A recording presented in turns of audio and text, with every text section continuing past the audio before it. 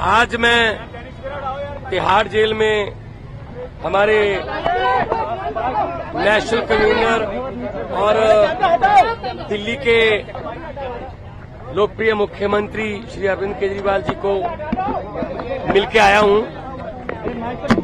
सबसे पहले परिवार की बातें हुई। मेरी बेटी नियामत जो कि अभी 1 महीने की हुई है, उसका हालचाल पूछा, कैसी है वो। उसके बाद पंजाब के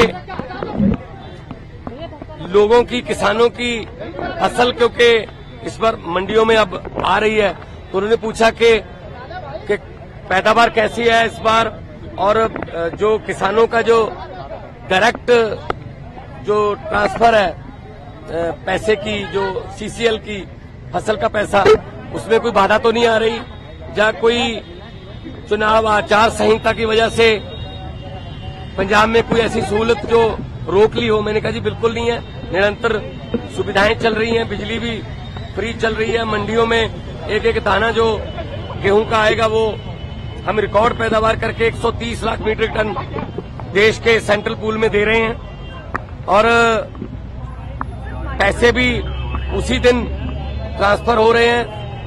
और जो हाड़ी बोलते हैं पंजाबी में इसको, तो ये गेहूं का सीजन जो है वो अभी चरम सीमा पे है। 2-4 दिन में जो सीजन है खत्म हो जाएगा। और सबसे बड़ी बात जो आज मैं आपको बतानी चाहता हूं, जब मैं अरविंद केजरीवाल जी को बताई कि आज ही रिजल्ट आए हैं, पंजाब में सरकारी स्कूल के 158 बच्चों ने 158 सरकारी स्कूलों के 158 बच्चों ने जेईई का परिणाम जो मेन होता है वो पास कर लिया। ये पहली बार हुआ है।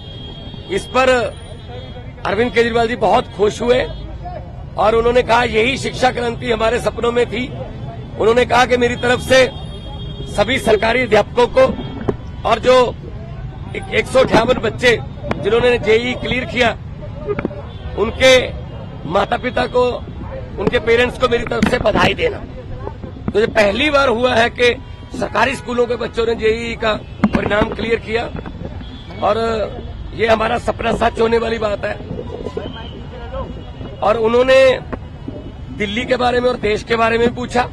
मैंने कहा जी मैं गुजरात होके आया हूं, भरूच और भावनगर, माइंड ब्लोइंग रिस्पांस है, और लोग, पूरे देश के लोग ये कह रहे हैं कि ये गलत किया अरविंद केजरीवाल के साथ कि उनको पकड़ के अंदर कर दिया।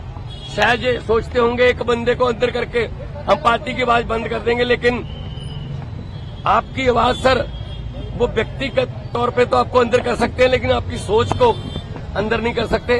तो हम असम में भी गया, उन्होंने मुझे कहा कि दिल्ली भी आना, और दिल्ली के जो प्रचारक हैं उनको पंजाब में भी लेके जाना है, और कहीं भी इंडिया गठबंधन का कोई, हमारा पार्टी का कोई नेता, अगर वो असम हो, चाहे वो गुजरात हो, चाहे वो महाराष्ट्र हो, चाहे वो यूपी हो, बिहार हो, कहीं भी वो बुलाएं, हमने जाना है। ये चुनाव जो है ये जीतने हारने वाला चुनाव नहीं है, ये संविधान को बचाने वाला और लोकतंत्र को बचाने वाला चुनाव है।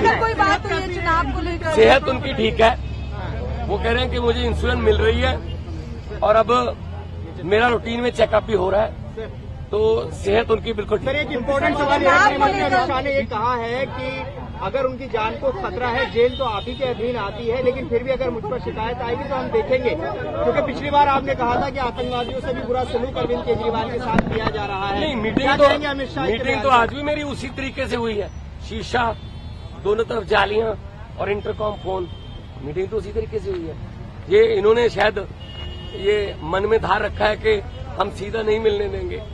ये इनकी मर्जी हो सकती है, या इनकी नफरत की इंतहा हो सकती है, लेकिन इतना मैं बताना चाहता हूं कि अरविंद केजरीवाल जी की जो सोच है, अरविंद केजरीवाल जी ने जो अंदर से मुझे संदेश दिया वो यही दिया कि लोगों को ये बता देना मेरी फिक्र मत करना, लेकिन वोट जरूर डालना और लोकतंत्र और संविधान को बचाने के लिए वोट डालना।